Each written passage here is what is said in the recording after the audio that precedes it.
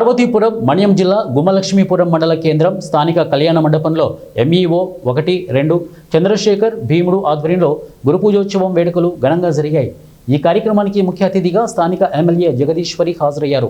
ఉపాధ్యాయ దినోత్సవం సందర్భంగా జిల్లా మండల స్థాయిలో ఉత్తమ ఉపాధ్యాయ అవార్డులు అందుకున్న 47 మంది ఉపాధ్యాయులను ఎమ్మెల్యే సత్కరించి జ్ఞాపికలను అందజేశారు।